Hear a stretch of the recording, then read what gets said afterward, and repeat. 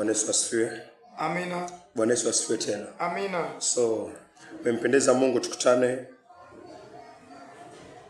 ili tuweze kuangalia moyo wake sawa sawa na inavyompendeza. Kabla tujaanza ni vyema tuamini tuombe. Mungu aliyeziumba mbingu, kaziumba nchi, Mungu wa Abrahamu, Isaka na Yakobo, tazama Bwana, ni moyo ambao umekuwa ndani ya moyo wako Bwana. Ni moyo ambao Bwana naamini pitia makanisa mingi Bwana, kwa rehema na neema zako na maandiko yako Bwana, watu wengi wataoshwa na watatakaswa Bwana, haswa wale walio katika familia ya Mungu ambao majina yao yameandikwa katika kitabu cha uzima Bwana. Moyo huu Bwana si kwa ushirika huu peke yake, bali ushirika hata ulio Tanzania Bwana, bali hata washirika waliokoka kweli ndani ya Kristo Yesu ambao wako katika mitandao Bwana, na hata washirika wote walio katika makanisa tofauti Bwana, ambao Mungu naamini Bwana kupitia tu Roho wako Mtakatifu Bwana, wacha akashughulikie moyo wangu, wacha akashughulikie mioyo ya wengine wote pia ambao Bwana watasikia neno lako kutoka kwa kitabu chako kitakatifu Bwana. Mungu kweli haupendezwi na kusanyiko ambalo halina uwazi wa moyo Bwana. Takaposhiriki kuhusiana na sincerity of the heart Bwana, naomba Mtakatifu wa Israeli ukaonekane Bwana, na ukatuonyeshe jinsi Bwana sadaka ilivyokuwa katika Agano la Kale inapasuliwa Bwana, kila kitu kinawekwa wazi katika madhabahu. Ukileta kwamba katika mioyo yetu Bwana, katika makusanyiko yetu Bwana, katika kanisa Bwana ambao ni madhabahu yako Bwana, ambao umetuita kama kusanyiko, ili mioyo yetu Bwana ipate kupasuliwa, kuondolewe kila usiri, kuwe na ukweli na uwazi wa moyo Bwana. Jitukuze Mtakatifu wa Israeli Bwana. Ndugu wengi wameanguka Bwana, waliokoka Bwana wameanguka kutoka kwa neema, kwa sababu Bwana hawana uwazi wa mioyo yao Bwana. Ule uovu Bwana umekuwa ukikita kambi ndani ya mioyo yao Bwana. Hawaleti wazi kwa kukiri ili wapate kuungama, ili waweze kuponywa mioyo yao Bwana. Mungu tusaidie Mtakatifu wa Israeli Bwana. Asante kwa yote na hata kwa vyote, hata kwa msomaji Bwana, na mkabidhi mikononi mwako, msaidie, mtie nguvu sawa na inavyokupendeza. Mungu kumbuka kila mmoja Bwana. Wale walio wako Bwana, wale walioteleza Bwana katika neno lako Bwana, nenda ukawaoshe, nenda ukawasafishe Bwana, na wakapate toba katika kila njia Bwana. Katika jina lake Yesu Kristo tumeomba hata tukisadiki. Amen. Amen. Asante. So moyo huu ni kuhusiana na sincerity of the heart in congregation. Inamaanisha ukweli, uwazi wa moyo katika kusanyiko. Ukweli na uwazi wa moyo katika kusanyiko. So tunaweza soma Wakorintho wa kwanza 5 mstari wake ni wa 8. Wakorintho wa kwanza 5 mstari wake ni wa 8. Basi na tuifanye karamu, si kwa chachu ya kale wala kwa chachu ya uovu na ubaya, bali kwa yasiyo chachika, ndio weupe wa moyo na kweli. Asante, rejelea tena. Wakorintho wa kwanza 5 mstari wake ni wa 8. Nasema, basi na tufanye karamu, si kwa chachu ya kale wala kwa chachu ya uovu na ubaya, bali kwa yasiyo chachika, ndio weupe wa moyo na kweli. Ya hivyo ndio Mungu anasema. Mungu anasema tukikutana katika karamu, tukikutana katika kanisani, tukikutana katika kusanyiko, Mungu anasema mioyo yetu iwe transparent, mioyo yetu iwe na kweli na iwe na uwazi. So tunapokutana kama kanisa, unapokutana katika ushirika, inafaa ujiulize, moyo wako uko venye Mungu anasema? Tunapokutana, moyo wangu uko wazi? Moyo wako ni mweupe mbele ya ndugu mwingine? Moyo wako ni mweupe mbele ya yule kiongozi ambao Mungu amemweka pale mbele? Moyo wangu ni mweupe mbele ya huyu ndugu ambaye niko naye? Moyo wangu ni mweupe mbele ya huyu dada ambaye niko naye? Kama moyo si mweupe, basi inamaanisha kuna chacho katika huo moyo ambao huo ushirika wote unakuwa hauko sawa machoni pa Bwana. Unakuwa si dhabihu takatifu. Inakuwa hatumpatii Mungu viungo vyetu mpaka moyo wetu. Hatujampatia Mungu kwa sababu bado kuna chachu katika huo moyo ambao hakuna ukweli na hakuna uwazi wa moyo, hakuna weupe wa moyo. Na Mungu akiangalia anasema hapana, sipendezi na ushirika huu kwa sababu watu wamefunga mioyo yao. Hakuna weupe wa moyo, hakuna ukweli katika moyo. So Mungu anasisitiza, weza rejelea mara ya mwisho tafadhali. Wakorintho wa kwanza 5 mstari wake ni 8. Basi na tufanye karamu, si kwa chachu ya kale wala kwa chachu ya uovu na ubaya, bali kwa yasiyochachika, ndio weupe wa moyo na kweli. Ya hivyo ndo Mungu anasema ndio weupe wa moyo na kweli. So tunapokutana katika karamu, Mungu anasema kitu cha kwanza tuangalie moyo. Moyo wangu ni mweupe, niko katika kweli. Saa zingine unakutana na ndugu naambia umepotea sana, anakuambia nitakuja, lakini ndani ya moyo kweli hamaanishi kile ambacho anakisema. Ni vizuri aseme mimi sitakuja kwa sababu ya 1 2 3, ama kuna mambo mengine ambayo yanatokea yanaendelea, nakwambia ndugu niombee katika huu mzigo. Nasema nitakuombea, lakini siombi. Ina maana nasema katika mdomo kwamba nitakuombea, lakini katika moyo hakuna weupe wa moyo, hakuna wazi wa moyo. So Mungu anasema pana, hilo ni chachu. Tukikutana hii mioyo ikiwa si meupe, haimfurahishi Mungu.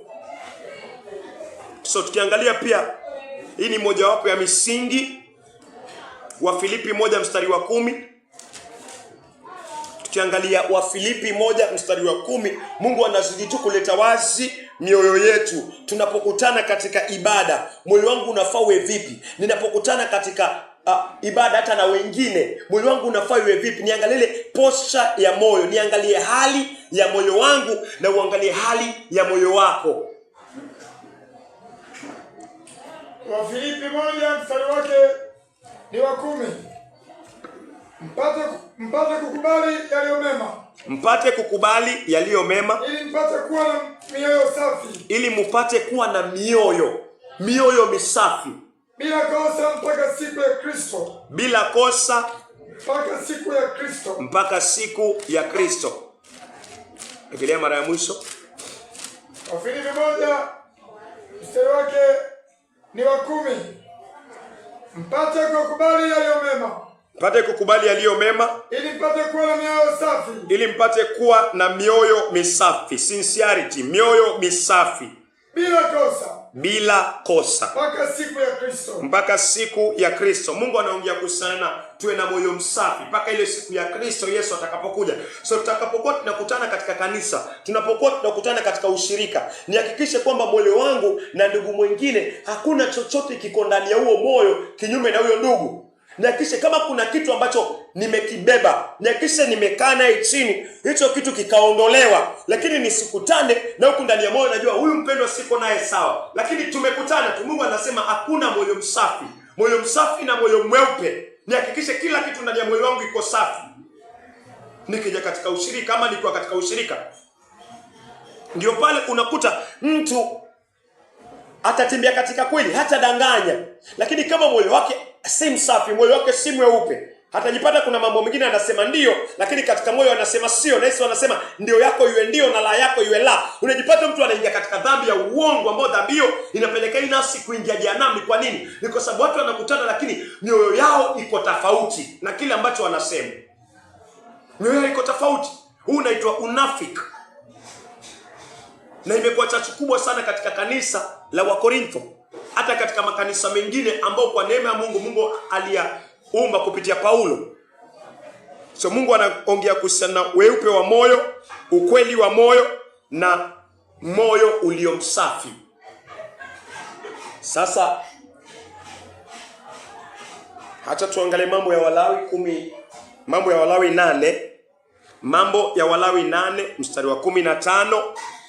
Kwa Agano la Kale, kile kitu ambacho tunafaa tuelewe pia, tumeangalia kuhusiana na jinsi tunapokutana katika makanisa. jinsi tunapokutana katika kusanyiko. Tunapokutana katika kusanyiko, moyo unafaa uwe vipi? Kabla nije kwa kusanyiko, inafaa nikae nijiulize hili swali: moyo wangu ni mweupe? Moyo wangu ni msafi tu? Msafi inamaanisha tuongea kuhusiana na watakatifu ambao tayari wameonyeshwa dhambi zao na Mungu, wamepata ufunuo wa dhambi zao, wameona ni wavunjaji wa amri za Mungu, wamepata huzuni ya kiungu, wamepata toba imeleta matunda, wamepewa imani, wameoshwa dhambi zao, wamepokea Roho Mtakatifu, wamedhihirisha imani kwa ubatizo, wameongezwa kwa kanisa la Bwana. Tunaongea kuhusiana na watakatifu. So kabla niende kwa ushirika, inafaa nijiulize moyo wangu ni msafi na mpendwa anayeshiriki pale. Nijiulize moyo wangu ni msafi na yule dada, moyo wangu ni msafi na yule ndugu. Kama si msafi, inapaswa nipate toba, nikae naye chini. Kama makosa yako kwake, yeye apate toba, mimi kama makosa yako kwangu, mimi nipate toba. So tunaangalia tusije katika kusanyiko tukikutana, manake watu wakikutana ni sawa wako kwa madhabahu, wanatoa sadaka. Tukikutana ni hekalu la Bwana. 2 watatu wakikutana ni hekalu la Bwana wenye Roho Mtakatifu. So kila ambacho watakifanya pale inakuwa kama dhabihu kwa Bwana. So tukikutana ni madhabahu. Tumekutana kwa madhabahu. Tunataka tutoe sadaka kwa Bwana. Either ni sadaka za kuimba nyimbo za tenzi, ama ni sadaka za matoleo, ama ni sadaka ya mafundisho kama haya. Hii ni sadaka. Haya ni madhabahu. Sasa hii ni sadaka tunatoa mbele za Bwana ili ikubalike. Lazima kuwe na uwazi wa moyo. So tunaangalia sadaka zilizotolewa kwa Agano la Kale, alafu tukijiangalia sisi kama sasa sadaka tunafaa tujitoe vipi katika madhabahu ya Bwana ambao ni ushirika wa Bwana. Mambo ya Walawi 8 mstari wake ni wa 15. Kisha akamchinja na Musa akaitwaa damu yake akaitia katika pembe za madhabahu pande zote kwa kidole chake akatakasa madhabahu. Kisha akachukua ile damu akaimwaga chini ya madhabahu na kuitakasa ili afanye upatanisho kwa ajili yake. Endelea. Kisha akatoa mafuta yote yalikuwa katika matumbo yake. Kitu ambacho kinatolewa ni mafuta. Mafuta yako ndani ya hii sadaka. Mafuta yanatolewa. So hii sadaka inatolewa mafuta ya ndani. Sawa sawa. Na kitambi kilichokuwa katika ini na figo zake mbili. Tunaona figo zinatolewa. Figo zinatolewa, maini yanatolewa. Figo ziko wapi? Figo ziko ndani. Maini yako wapi? Maini yako ndani. Mafuta yako wapi? Mafuta yako ndani. Hivi vitu vya ndani kwa madhabahu. Sadaka imekuwa juu. Vitu ambavyo vinatolewa ndani ya hilo sadaka ni vile vitu vya ndani. So Mungu anasema tuwe na moyo ulio mweupe. Nikikutana katika kanisa la Bwana, moyo wangu ni mweupe. Ina maana kuna vitu lazima vitolewe ndani. Ndio maana hilo sadaka inaingizwa, inakatwa, inafunguliwa mbele za Bwana, alafu vitu vyote vya ndani vinawekwa wazi. Inamaanisha nikija katika kanisa yafaa nije na moyo ulio wazi, moyo ulio mweupe, moyo uliopasuliwa kupitia kazi ya msalaba, uko wazi na ukweli, kuliko moyo ambao umefungika. Hii sadaka haifungwi. Mungu anasema ipasuliwe, itolewe maini, itolewe figo, ifunguliwe, mafuta yatolewe, matumbo yatolewe, iwekwe wazi, ifunguliwe wazi.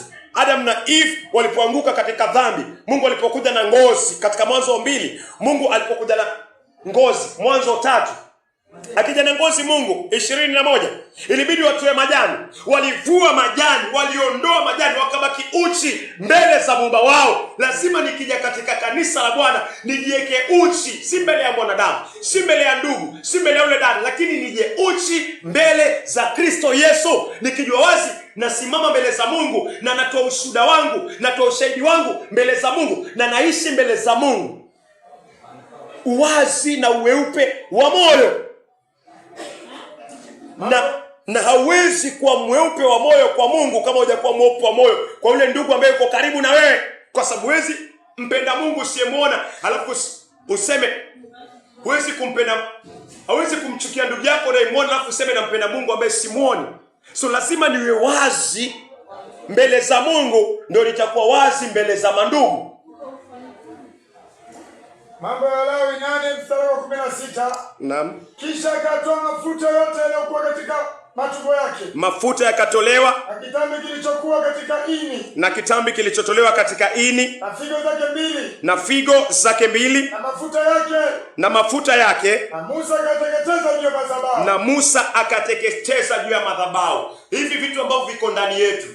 Kuna chuki, kuna hasira, kuna kiburi, kuna kutaka tu maisha yangu mwenyewe, kuna kupenda maisha yako, kuna siri ambazo umeziweka katika vilindi vya moyo wako. Alafu inakuja kanisani, mnasalimiana, mnacheka, mnaimba tenzi. Hii mbele za Bwana kama moyo uko hivyo, moyo si mweupe, unazuia nguvu za Mungu. Hii si ile karama ambayo tumeambiwa tufanye katika Wakorintho, katika kanisa la Wakorintho, katika Wakorintho wa kwanza 5 mstari wake ni wa 8. Hii si karama, hii karama iko na chachu. Huyu mpendwa, huyu ndugu, huyu dada yuko na chachu, na anafaa atambue kwamba hii chachu yake inazuia donge zima la watakatifu. Nguvu za Mungu pale zinakuwa hazionekani kwa sababu kuna chachu katika ule ushirika, na Mungu hataki chachu. Ndio anasema mimi vile hii sadaka ya agano ya kale inafunguliwa, mimi yafaa pia nijifungue. Niko na ndugu ambao sielewani naye, jifungue. Kuna mtu anaisimamisha maovu na unajua uovu wake na unanyamazia, unakuja kwa ushirika. Mungu anasema pana, kuna chachu, lete wazi kile kiovu chake, watu wakae. Hajapata toba, ni kitu ambacho ameendelea nacho, anaikuwa kando ya ushirika. Kwa sababu ya mwili wa Yesu Kristo lazima uwe msafi na mweupe. Mstari wa 18. Korinto 8 mstari wa 17. Lakini huyo ng'ombe mwenyewe na ngozi yake na nyama yake na mavi yake akayachoma moto nje ya mlango, vile vile kama Bwana alivyomwagiza Musa. Mungu anasema ngozi teketezwe. Ngozi inamaanisha mwili wetu. Ngozi inamaanisha mwili. Matendo ya mwili yateketezwe. Matendo ya mwili ni yale ya Wagalatia. Matendo ambayo yako kwa mwili wangu yateketezwe. Kila nikija kwa ushirika nihakikishe moyo wangu ni mweupe na mpendwa fulani. Chochote ambacho kinatokana na mwili, uzinzi, usherati, chuki, hasira, kiburi, faraka, ulevi, usda, haya yote yateketezwe. Hayatakikani katika kusanyiko la wawili ama watatu ambao Kristo yuko katikati ya hicho kinara. Mungu hataki. Mungu anasema kuna uchafu hapa. Sitakaa karibu, sitasongea hapo karibu. Endelea. Wakorintho, mambo ya Lawi 8 mstari wa 18. Kisha akamsogeza yule kondoo mume kwa sadaka ya kuteketezwa, na Aroni na wanawe wakaweka mikono yao kichwani mwa huyo kondoo. Endelea. 19. Kisha akamchinja, na Musa akanyunyiza damu yake katika madhabahu pande zote. Endelea. 20. Kisha akamkata kondoo vipande vyake, na Musa akateketeza kichwa na vile vipande na mafuta.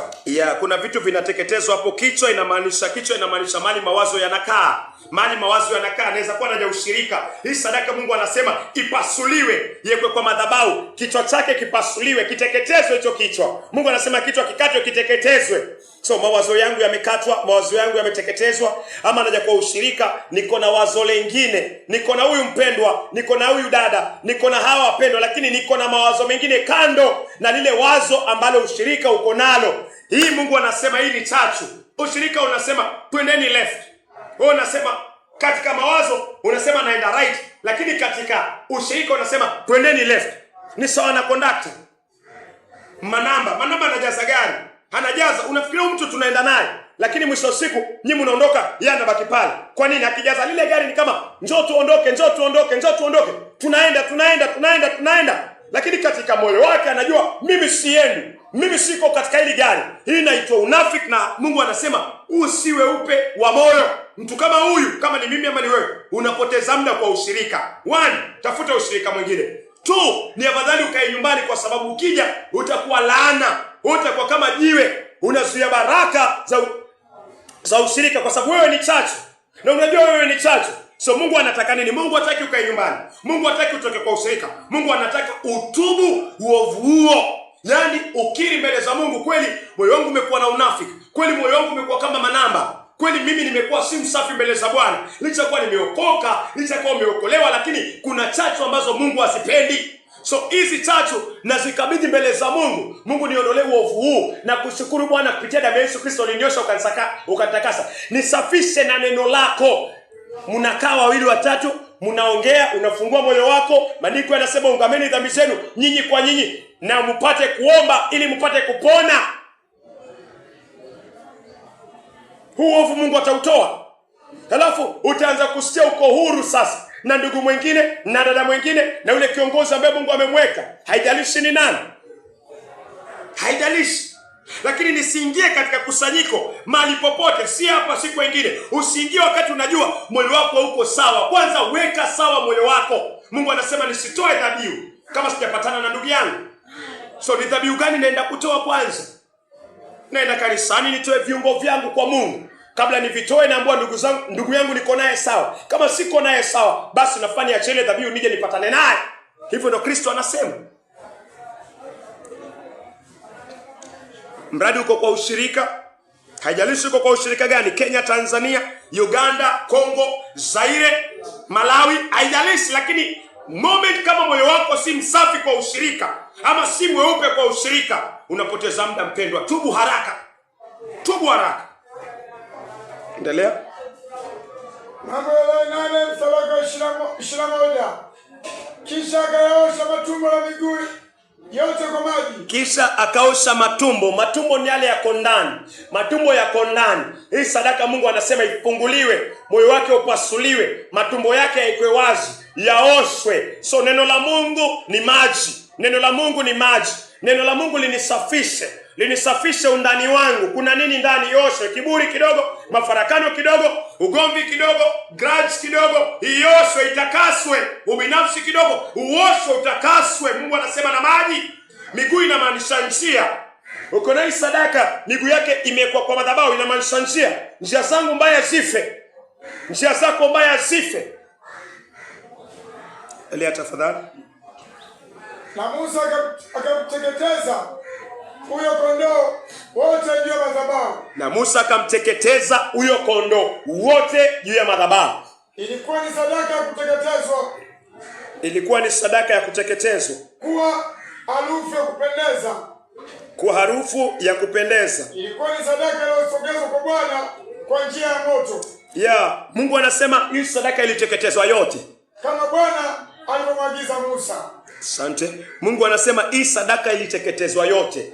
Niregeshe mkuki, niregeshe hili neno kwa moyo wangu. Ni kiungo gani changu hakijateketezwa mbele za Bwana? Ninapokutana na wapendwa, unapokusanyika katika kanisa lako la Mungu ambao amekuweka, unapokusanyika katika ushirika, jalishi mko wangapi, 2 watatu, 150, mnapokutana, jiulize ni kiungo gani cha mwili wako hakijateketezwa? Ni kiungo gani kwa moyo wako ambao hakiko kwa madhabahu? Hakiko kwa madhabahu. Ni mawazo. Niko kwa ushirika lakini mawazo yako kwa ushirika. Nini dhambi? Ni uovu. Mungu anasema usifanye hivyo. Niko kwa ushirika lakini njia zangu haziko kwa ushirika. Mungu anasema huu ni uovu. Miguu.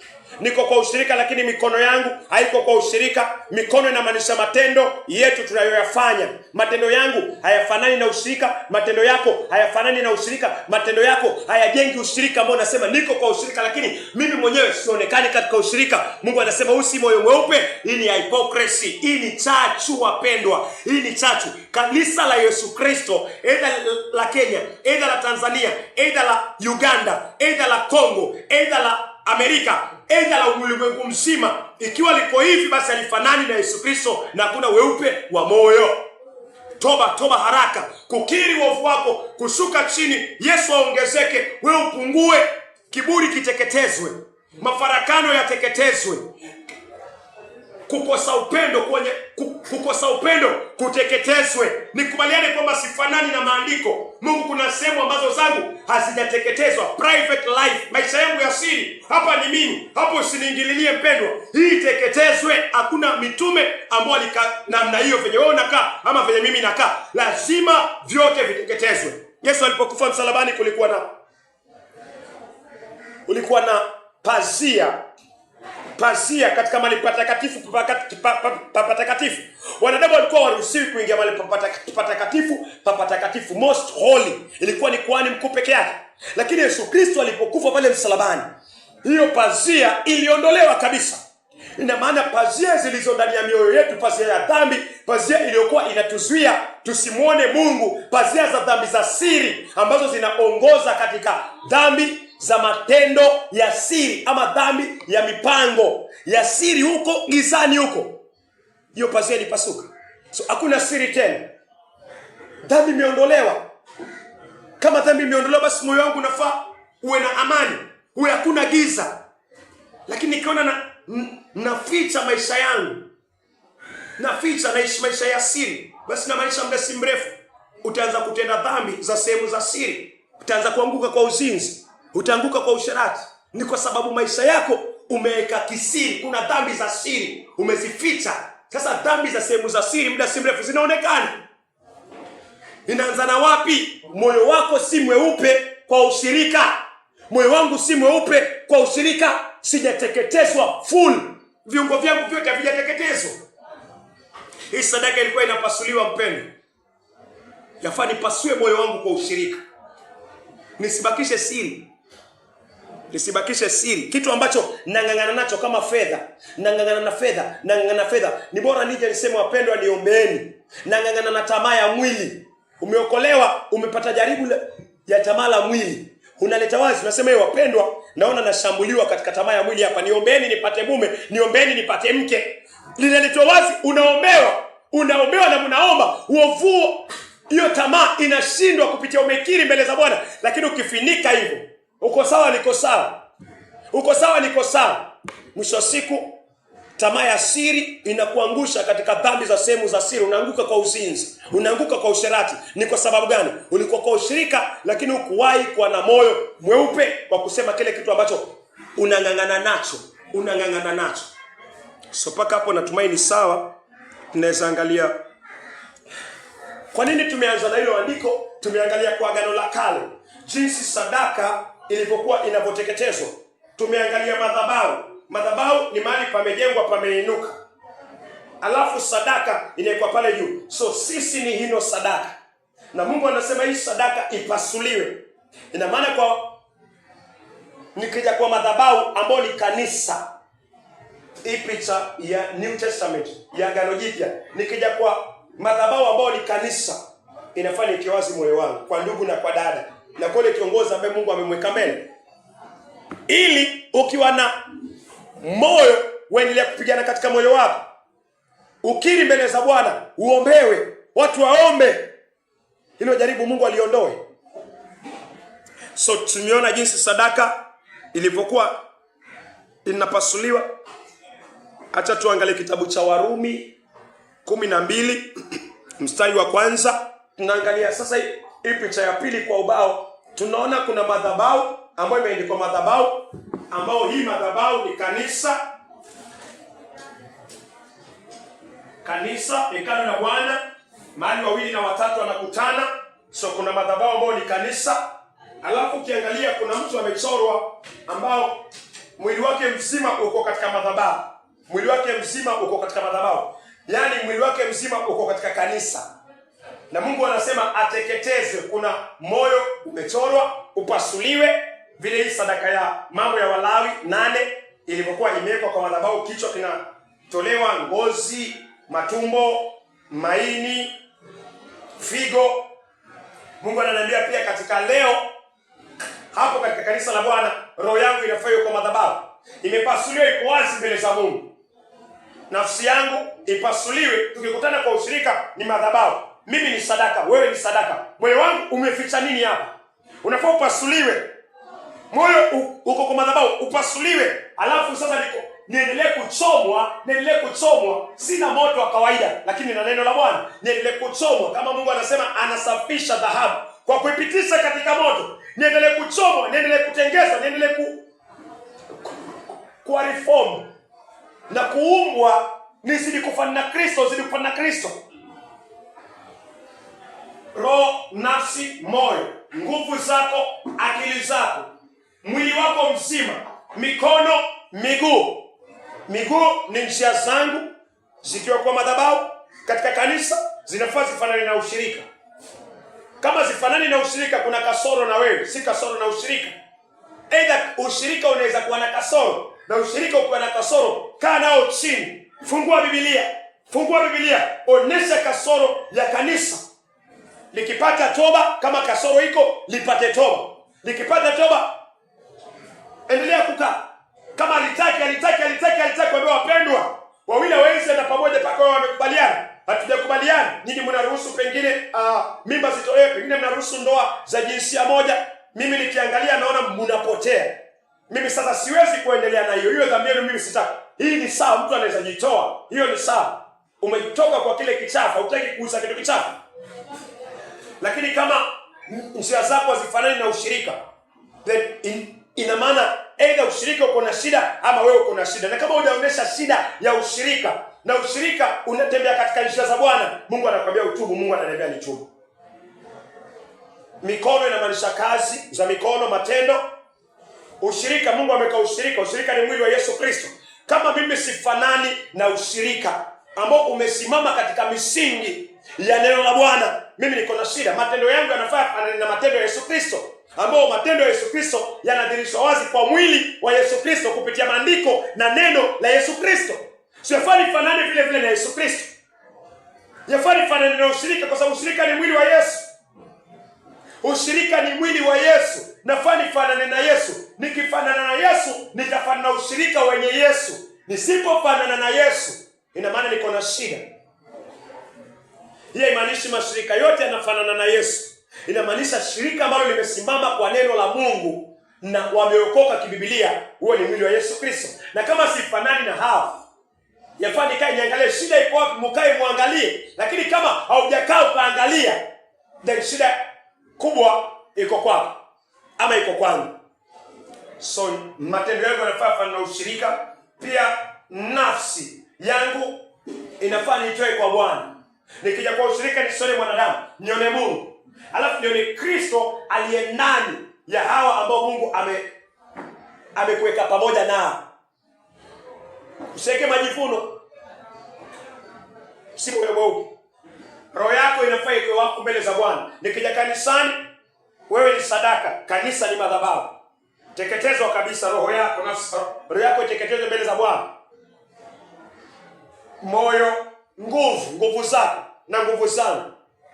Akili yangu na akili yako. Akili ya Kristo, Mungu akiokoa nafsi, anatoa akili zao, anaweka akili ya Yesu Kristo. Akiweka akili ya Yesu Kristo, kanisa linakuwa na akili ya Yesu Kristo. Nikiwa siendi na ushirika, siendi na akili ya kanisa, kuna uwezekano mkubwa sana mimi niko na shida, siendi na akili za Yesu Kristo. Kwa sababu kanisa, Mungu anatoa akili ya kanisa, anaweka akili ya Yesu Kristo. Akili ya wawili watatu waliokoka wako na akili ya Yesu Kristo. Na wanapotumia akili ya Yesu Kristo kupitia maandiko, mimi kama sifanani nao, inafanya ujiulize natumia akili ya nani? Kuna uwezekano natumia akili yako mwenyewe au tumika akili ya ushirika. Mungu anaongea na ushirika. Akiongea na ushirika, anaweka moyo wake kwa ushirika. Anapeana akili za Kristo, akili zake kwa ushirika. Ushirika inasema tumekuwa katika maombi, Mungu amenipatia mwongozo. Mwingine anasema nilikuwa nafikiria jambo hilo lilikuwa kwa moyo wangu. Mwingine anasema nilioteswa kutiana na hilo.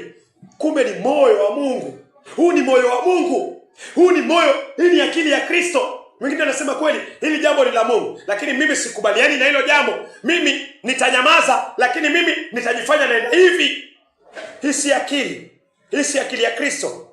Ushirika uliosimama katika neno la Bwana uko na akili ya Yesu Kristo. Na kama siendi na hiyo akili ya ushirika, ina maana siendi na akili ya Yesu Kristo. Moyo uko wazi.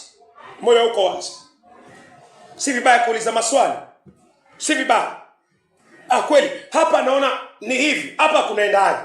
Mimi nikiangalia maandiko yanaenda hivi, mtapatana. Huyo ni moyo mweupe. Kama niko na giza itaondolewa. So hiyo point angalie sana, akili ya kanisa ni akili ya Yesu Kristo. Na kama siendi na hiyo akili, then niko na akili yangu, natumia akili yangu, akili ya mwili. So acha tusome Warumi 12 mstari wa kwanza. Warumi 12 mstari wa kwanza. Basi ndugu zangu, nawasihi kwa huruma zake Mungu, itoeni miili yenu. Mungu anasema sasa, itoeni miili yenu iwe dhabihu iliyo hai, takatifu ya kumpendeza Mungu. Ndiyo ibada yenye maana. Katika Agano la Kale ni dhabihu ya kondoo alikuwa anatolewa. Katika Agano Jipya huyu mtu amechorwa yuko katika madhabahu. Madhabahu ni kanisa. Mungu anasema itoeni miili yenu dhabihu iliyo hai. Tunakumbuka katika Efeso 2 mstari wa kwanza, hatutasoma. Maandiko anasema tumekufa katika dhambi. Lakini sasa baada ya kuokolewa, Mungu anasema sasa tutoe miili yetu kwa dhabihu iliyo hai. Iliyo hai inamaanisha tumekufa kwa dhambi, tumefufuliwa na Yesu Kristo. Inamaanisha kabla niokoke, zile njia nilikuwa naishi, yale mawazo nilikuwa nayo, ule usiri nilikuwa nao, kabla niokoke, hiyo ilikuwa sawa na ilikuwa ipeleke jehanamu. Lakini anasema sasa umeokolewa, wewe ni kiumbe kipya. Mungu anasema sasa itoe miili yako kwa dhabihu iliyo hai. Siri za moyo no, moyo mchafu no, moyo mweupe yes, wa kuungama yale yako kwa moyo na kuachana nayo. Mungu anasema dhabihu iliyo hai, takatifu. Anamaanisha nini Mungu akisema toa viungo vyako? Viungo anamaanisha mwili, anamaanisha nafsi, roho, miguu, akili. Anamaanisha mwili wako mzima katika kanisa ujitoe wakfu na moyo mweupe. Rejelea tena Warumi tafadhali. Warumi 12 mstari wa kwanza. Basi ndugu zangu, nawasihi kwa huruma zake Mungu, itoeni miili yenu iwe dhabihu iliyo hai, takatifu ya kumpendeza Mungu, ndiyo ibada yenu yenye maana. Iliyo hai, takatifu, inayompendeza Mungu. Takatifu inamaanisha nini? Ukiangalia kitabu cha Mathayo 5 mstari wake ni wa 8, Mungu anaongea kuhusiana na utakatifu. So tunapokutana kwa kusanyiko ambao kanisa ni madhabahu, alafu miili yetu tunaambiwa tuitoe kama sadaka. Miili yetu ni sadaka.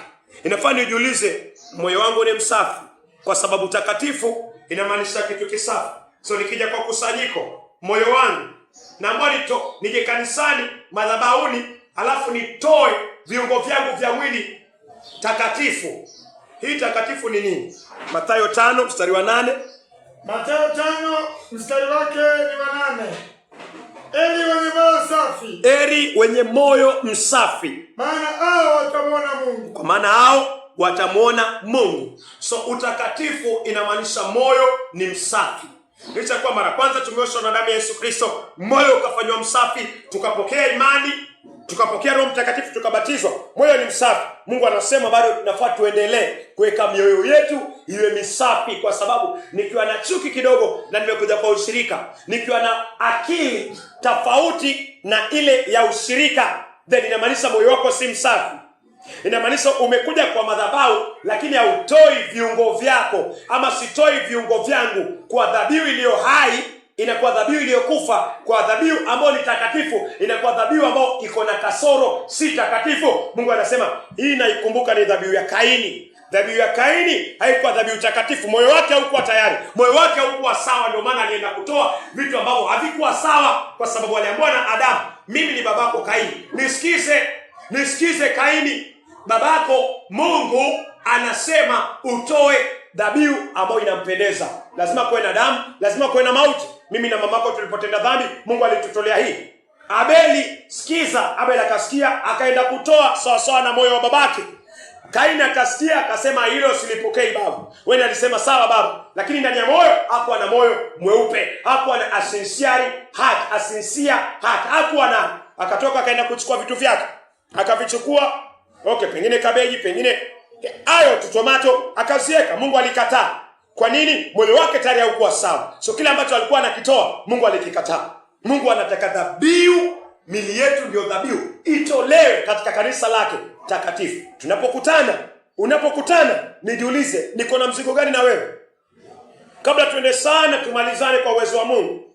Mpendwa, hapa na pale, ili tukija kukaa pamoja, tukiomba pamoja, tukishiriki pamoja, tukifunguana mioyo yetu pamoja, Mungu apendezwe, aseme hii dhabihu naipenda. Acha nisongee hapa, acha nimimine baraka. Wacha niache nguvu zangu mahali hapo. Wacha nguvu za Roho Mtakatifu zitembee mahali hapo. Wacha watu wakaponywe magonjwa yao. Wacha watu wakatakase. Wacha nafsi zikaokolewe.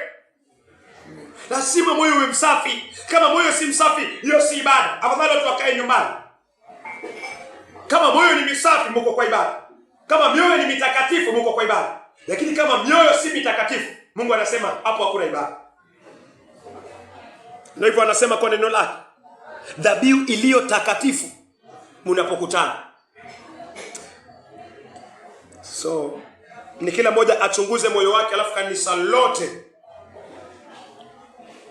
lijichunguze, na kwa njia hiyo itakuwa safi. So unaweza pia angalia waraka wa kwanza wa Petro, kusoma 1:5.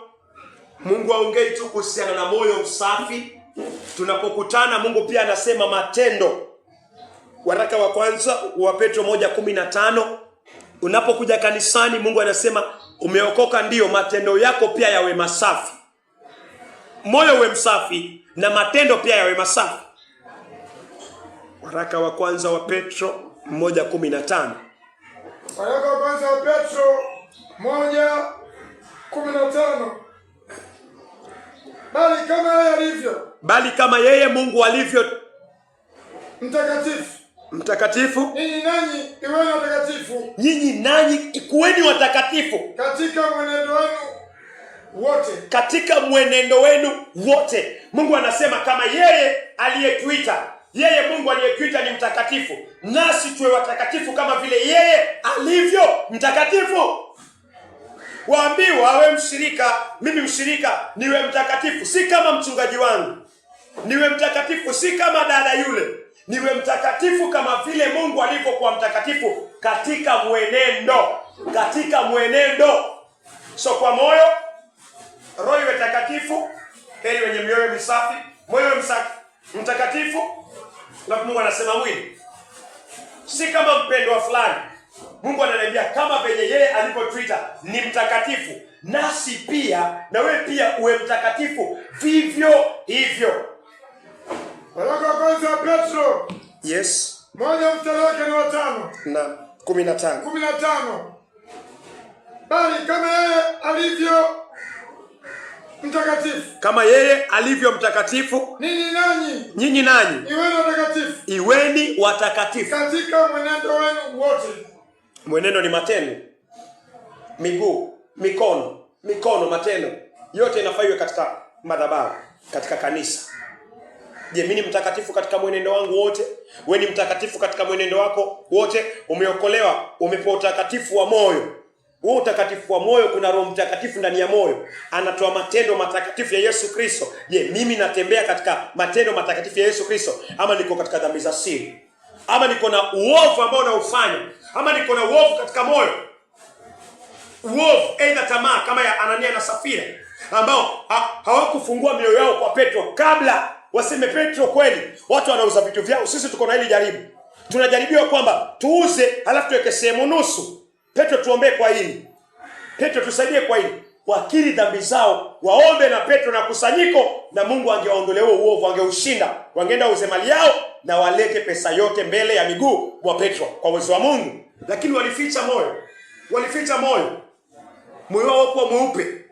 Unsincere heart. Mungu anataka moyo mweupe. Moyo mweupe, wapendwa, na walikufa. Nini liwaua? mioyo ambao si ya kweli, mioyo ya kuficha ndio inaua kanisa, inaua washirika waliookoka kweli ndani ya Kristo Yesu.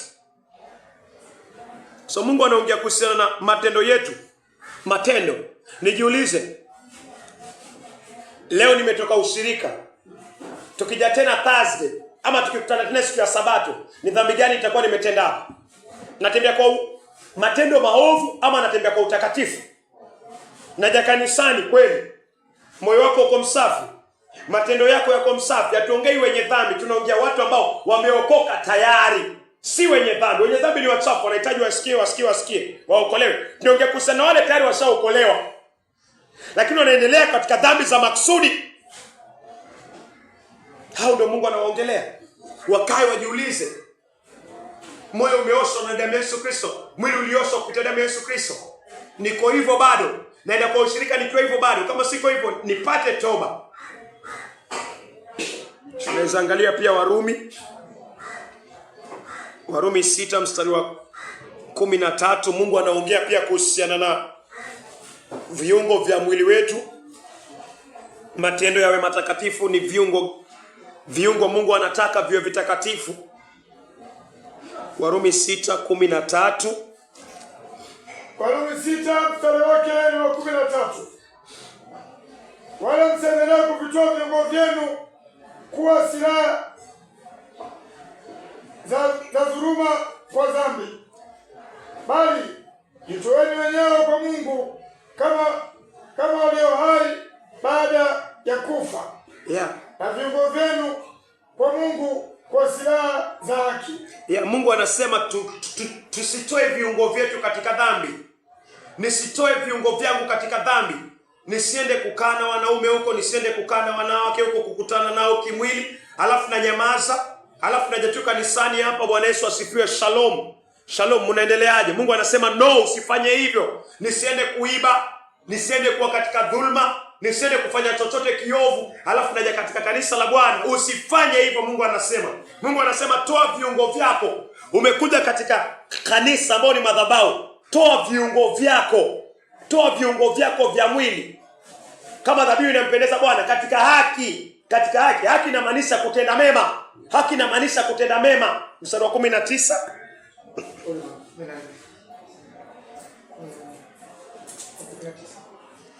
Unaweza soma 19. Ruka paka 19. Warumi 6 mstari wa 19.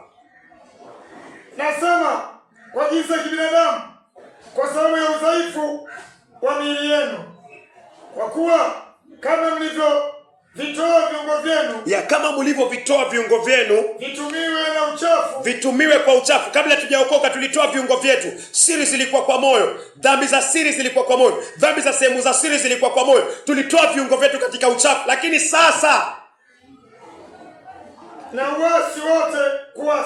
na uasi wote kuasi, vivyo hivyo tunaambua sasa tuvitoe viungo vyetu kanisani, tuvitoe viungo vyetu ulimwenguni, vitumiwe na haki, vitawaliwe na haki, mpaka kutakaswa, yani mpaka utakatifu. Mungu anasema hivi, nitoe viungo vyangu. Huko nyuma tulitoa viungo vyetu kwa dhambi za siri, dhambi za sehemu za siri, dhambi za chuki kwa moyo, dhambi za kuiba lakini ndani ya moyo nimekubeba, dhambi za uongo, dhambi za hapa na pale, za ujanja hapa na pale, dhambi ambazo haziendi na kanisa. Mungu anasema haya tulitoa viungo vyetu. Lakini sasa baada ya kuoshwa, baada ya kutoa toba, kutakaswa na kumwamini Yesu Kristo, Roho Mtakatifu akae ndani, naambua sasa utoe viungo vyako kwa haki. Kwa haki inamaanisha kutenda yanayompendeza Mungu kutokana na sheria yake. Mungu anasema usizini na maisha usizini. Mungu anasema usichukie, anamaanisha usiue. Nikija kwa ushirika, moyo wangu ni mweupe, niko na chuki na nani? Niko na grudge na nani? Ni nani sielewani naye na bado nimenyamaza? Bado naendelea sabato baada ya sabato, ushirika baada ya ushirika, mafundisho baada ya mafundisho. Then mafundisho yanakusaidia nini? Kama ya kuosha na kukutakasa yanakusaidia nini? Ina maana yanakutekeleza tu masikio yako. Ina maana yanakutekeleza tu moyo wako. Ina maana unasikiza ufurahi, upate ufunuo wa kukuburudisha nafsi yako, lakini haubadiliki. Mungu anasema hiyo ni kazi bure. Mungu anataka moyo wako uletwe wazi, mwili wako uletwe wazi, miguu yangu na yako iletwe wazi. katika madhabahu ambayo ni kanisa, tuteketezwe na neno la Bwana, tusafishike na tutakase, ili viungo vyetu tukivitoa mbele za Bwana tukikutana ni vitakatifu. Mungu anasema ile sadaka ni kama ile ya mwanangu ambaye ni Yesu Kristo, kwa sababu kanisa ni mwili wa Yesu Kristo. Warumi 6 mstari wa 19. Yes. Nasema kwa jinsi ya kibinadamu. Nasema kwa jinsi ya kibinadamu. Kwa sababu ya udhaifu wa mwili wenu. Kwa sababu ya udhaifu ya mwili wenu. Kwa kama mlivyotoa viungo vyenu. Kwa kuwa kama mlivyovitoa viungo vyenu. Katika uchafu na uasi mpate kuasi. Katika uchafu na uasi mpaka kuasi. Hivyo sasa. Vitoeni viungo vyenu vitumiwe na haki. Vitoeni, toa viungo vyako, toa sehemu zako, vitoe viungo vyako vitumike kwa haki.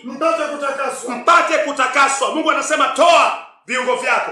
Ukija kanisani, vitoe viungo vyako kwa haki. Wamtolea nani? Mungu. Unamaanisha moyo utakuwa msafi, hautakuwa na udanganyifu kwa moyo. Utakuwa na nia ya Kristo, nia ya kanisa la Bwana. Nitakuwa na nia ya wapendwa. Mungu anasema nini? Nitakuwa pale. Lakini kama uko katika ushirika, nasema niko kwa ushirika, ni mdomo uko kwa ushirika lakini moyo hauko kwa ushirika, hiyo si moyo mweupe. Mungu anasema ni chachu hiyo. So tukiangalia pia viungo kutolewa, Yesu anasisitiza kwa Marko 12. Marko 12 anaongea kuhusiana kumpenda Bwana Mungu wako. Mungu nimpende na moyo wangu wote, roho yako yote, akili yako yote, nguvu zako zote, nafsi zako zote. Marko 12 mstari wa 29 na 30. Marko 12 mstari wake ni wa 29 mpaka 30.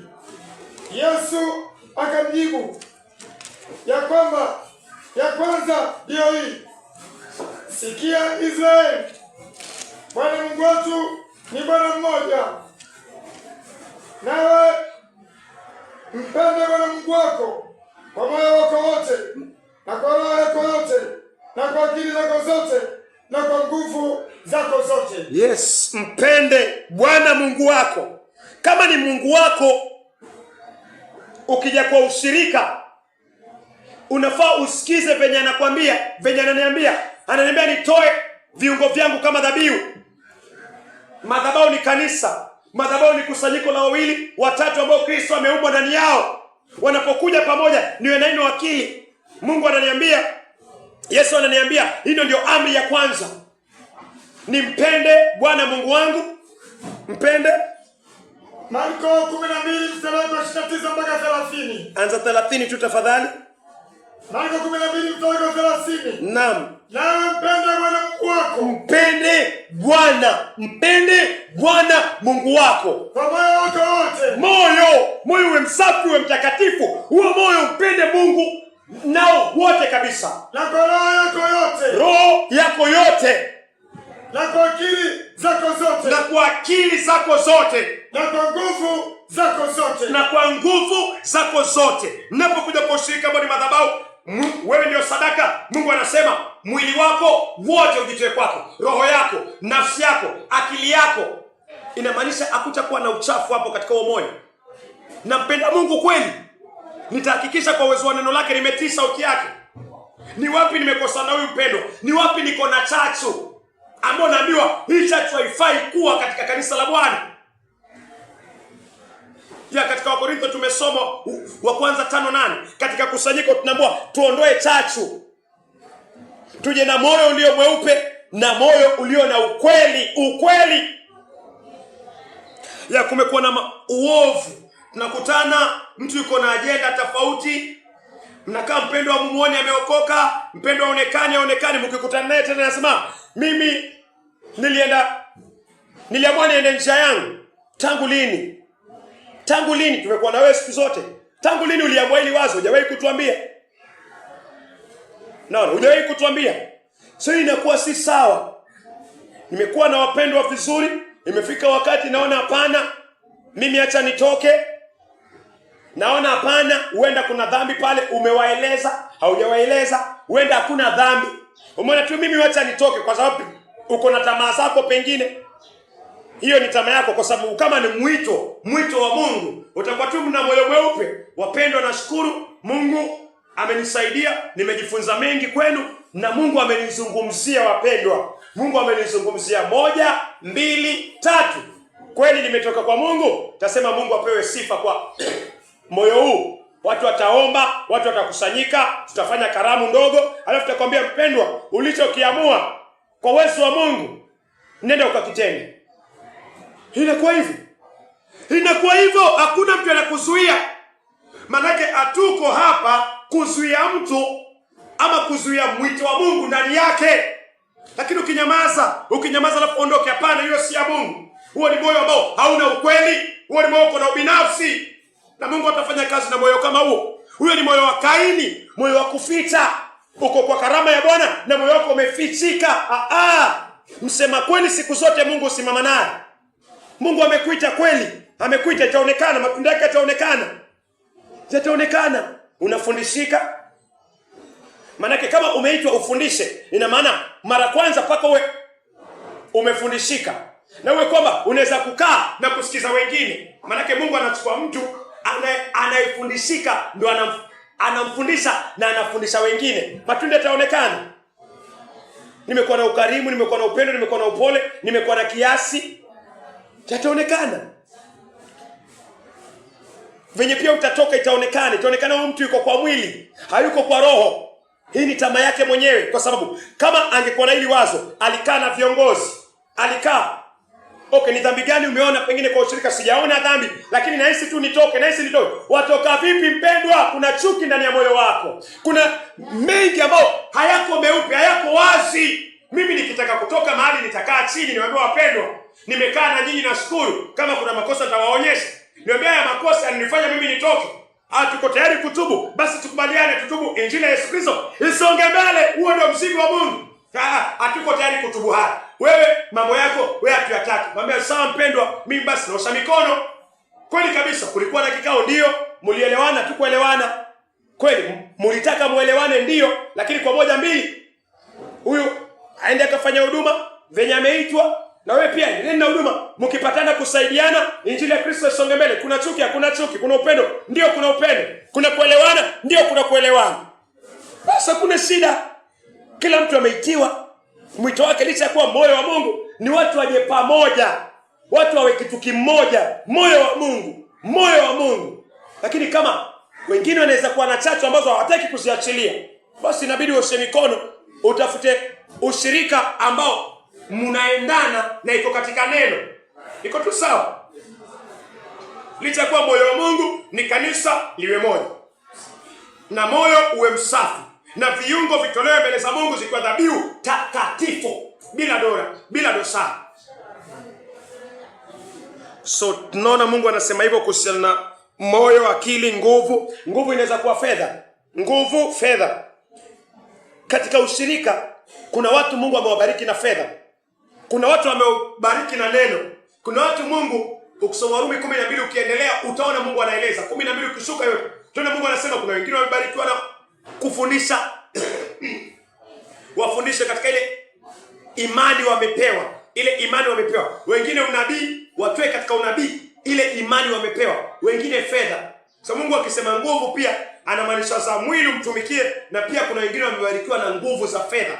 Ukiwa uko katika ushirika, Mungu amekubariki na chochote kile, jua tumika kwa hiyo. Kama hautatumika, lakini najua hapa kuna fedha zinahitajika, mimi pengine niko nazo, huyu mwingine pengine hana lakini yuko na neno, huyu mwingine pia hana lakini yuko na kujitolea kusafisha kanisa ama chochote kile, mimi niko na nini, natoa kwa Bwana. Lakini nikizuia, inamaanisha moyo wako si mweupe, moyo wako si msafi, na sadaka yote ambayo tunasema mimi naitoa kwa Bwana, Mungu ataikataa. Kwa sababu kama haujakaa chini na ushirika ukasema, ushirika mimi nimeona hii dhambi, mimi najitoa, alafu sasa pale useme sitafanya chochote, Mungu sawa, hawajatubu dhambi zao, wewe umejisafisha kutoka kwa huo uovu, ni sawa. Lakini radi kama uko katika ushirika, jiangalie sana mpendwa. Jiangalie sana, moyo wako si mweupe, na moyo wako uko na chachu au moyo wangu uko na chachu. Watu wamebarikiwa tofauti. Una mwingine anaweza kuwa pesa, mwingine akapewa elimu ya kibibilia, So mwingine kama amepewa ufundishaji, anakuja anaficha ufundishaji wake, anaficha ile elimu Mungu amempatia, anaficha ile imani Mungu amempatia, then huyo mtu pia anakuwa na chachu ndani ya moyo. So lazima nijue nahitajika Mungu amenipatia nini kwa ushirika. Nitoe viungo vyangu vipi? 4,000 inahitajika. Mimi niko na 10, niko na 20. 4 inahitajika. Hawa ametoa pengine 5, 500, pengine imekuja 2,000. Mimi niko na 10. Lakini nanyamaza. Huo ni moyo ambao Mungu anasema usi moyo mweupe. Usi moyo wa ushirika. Usi moyo wa Mungu. Na kama kuna sababu inanifanya ninyamaze, kuna sababu inanifanya nisipeane mafundisho, yafanye kiwazi hiyo sababu. Niseme katika hii mimi sitoi kitu fulani kwa sababu ya hii. Lakini kama utanyamaza, Mungu anasema usi moyo mweupe. Kanisa mpendwa, kitu kimoja unafaa uelewe. Kanisa si nyumba ya masaji. Kanisa si nyumba ya masaji. Mali nitakuja nikae, alafu nitake kuguswa mali nataka niguse hapa. Niguse hapa. Hapo unanifinya sana. Wacha. Kanisa ni mahali kuna upanga wa Mungu. Kanisa ni mahali kuna moto wa Mungu. Kanisa ni mahali kuna roho wa Mungu. Ni utakasi. Dhambi umeifanya, Mungu atakukaripia kwa upendo. Uovu unaendelea nao, kanisa litasema kama utubu utaikwa kando. Kanisa si masaji. Chumba cha masaji pale venye unakaa. Ili neno likihubiriwa hivi nasema ili neno lina uchungu sana. Ukiguswa huku kwa chumba cha masaji unasema we niguse polepole, unaguswa. Neno unakuwa ni kama venye unataka. Si kanisa la Bwana. Kanisa la Bwana hauishi venye kanisa linafaa. Hiki si chumba cha masaji. Kaa kando, wengine wasonge na safari. Hivyo ndio Mungu anafanya. Mungu alifanyaje na shetani? Mungu aliangalia moyo wa shetani, shetani anatoka. Shetani anataka vita mbinguni, vita vikaendelea. Anataka vita, basi vita viwe. Mungu akampiga shetani na akamshinda shetani kwa nguvu ya mwana, kwa neno la ushuhuda na damu ya mwana kondoo. Mungu akasema shetani yuko chini. Na wote ambao walikubaliana na shetani, malaika, theluthi, bilioni na mabilioni, Mungu akasema ondoa hiyo takataka. Na akaika jehanamu. Akasema hawa sitaondoa tu, nitawateketeza. Mungu anasemaje na Musa? Anaambia Musa milimani, hawa tu Israeli wana shingo ngumu, wana vichwa vigumu. Musa sikiza, hawa nawaondoa, nawaua, nawamaliza, nawaingiza jehanamu. Nianze tena na wewe. Nianze taifa na wewe.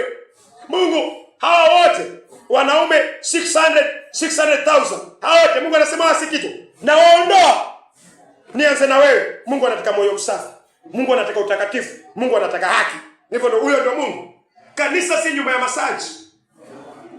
Mungu anakuondoa kando. Maandiko yanazidi pia kusema, Yesu anasema kama hauzai, yeye ni mzabibu, sisi ni matawi. Kama sizai. Yesu anasema Baba ambaye ni Mungu anakukata na anakutupa kwa moto. Mungu anakusahau. Nikija kanisani nafanya na huo moyo kwamba naja mbele za Mungu. Si kanisa inanihitaji mimi. Ni mimi nahitaji kanisa. Si ushirika unanihitaji mimi. Mimi si kitu. Ni mimi nahitaji ushirika. Hiyo moyo inafaa iwe hivyo. Kama moyo wako huko hivyo na unakuja kwa ushirika, unaona ushirika, mimi ushirika ndio unanihitaji. Hiyo ni wrong mindset. Mungu anasema wewe ni moyo mchafu. Mungu anasema hiyo si dhabihu takatifu. Mungu anasema hiyo ni chachu. Si Mungu anakuhitaji wewe, ni wewe unamhitaji Mungu. Si Yesu anakuhitaji wewe, ni wewe unamhitaji Yesu Kristo. Hiyo inafaa uelewe. Na kiburi changu na chako kiekwe chini. Na kama unataka kukubaliana nayo, kaa nyumbani. Mungu aliwaambia watu waende nyumbani. Nendeni nyumbani zenu. Wakati wa Gideoni, asema Gideoni wapeleke kwa maji. Hao watakao kunywa hivi wataenda vitani, wala watakunywa vile wataenda nyumbani. Na Mungu aliwafukuza, nendeni nyumbani. Nendeni mkakae nyumbani. Kwa sababu gani? Hawafai. Ni chumvi inayopoteza ladha yake. Itafanywa nini? Ni kutupwa. Wanauoga ndani ya mioyo yao. So kanisa si nyumba ya masaji. Kanisa ni mahali nakutana na neno la Mungu na upanga wa neno la Mungu. Linanichoma sehemu ambao mimi nafanya uovu na Mungu hataki. Linanichoma. Linanipasua moyo wangu. Linaniteketeza. Nasulubiwa pamoja na Yesu Kristo. So kanisa ni mahali kwa kusulubiwa. Kanisa ni mahali kwa dhambi kukemewa katika upendo. So si nyumba ya masaji. Hiyo inafaa iwe clear na kabisa, kwa sababu watu wengi wako na hiyo mindset. Kanisa ni masaji. Mhubiri ulihubiri sana kuhusiana na hili. Mimi nataka hii, nataka nibembelezwe, nataka nipapaswe, nataka no, si kanisani, si kanisa la Yesu Kristo.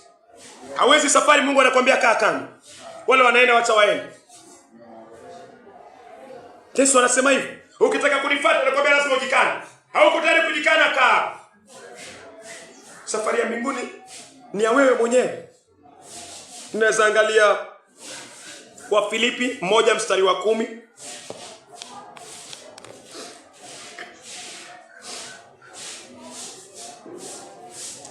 Anazidi kusisitiza kuhusiana na usafi wa moyo na ukweli wa moyo katika kusanyiko. Kwa Filipi 1:10, mpate kukubali yaliyo mema, ili mpate kuwa na mioyo safi, bila kosa, mpaka siku ya Kristo. Angalia tena. Kwa Filipi 1:10, mpate kukubali yaliyo mema, mpate kukubali yaliyo mema, ili mpate kuwa na moyo safi, ili mpate kuwa na moyo msafi, bila kosa, moyo msafi bila kosa, mpaka siku ya Kristo. Mpaka siku ya Kristo. Tunapokutana tunapatwa na moyo msafi. Na tukumbuke si moyo msafi tu katika sabato moja, mpaka siku atakapokuja Kristo. So inafanywa na moyo msafi. Moyo msafi ni sina chochote na ndugu yangu, sina grudge yote na Mungu, sina grudge yote na amri za Mungu, na nazitii amri 4 za kwanza, Mungu na mwanadamu, nazitii amri 6 za mwisho, mwanadamu na mwanadamu, nazitii kwa uwezo wa Roho Mtakatifu, na naona sina chochote ndani ya moyo. Mungu anasema hivyo. Kando na hiyo si ibada. Hiyo ni ibada ya mashetani, sadaka za mashetani. So tuangalie pia waraka wa kwanza wa Petro. Waraka wa kwanza wa Petro 2:5. Bado tuko katika dhabihu. Viungo vyetu vitolewe mbele za Mungu kama dhabihu. Waraka wa kwanza wa Petro 2:5. Waraka wa kwanza wa Petro 2:5. Ninyi nani kama mawe yaliyo hai, mmejengwa mwa nyumba ya Roho, ukuhani mtakatifu.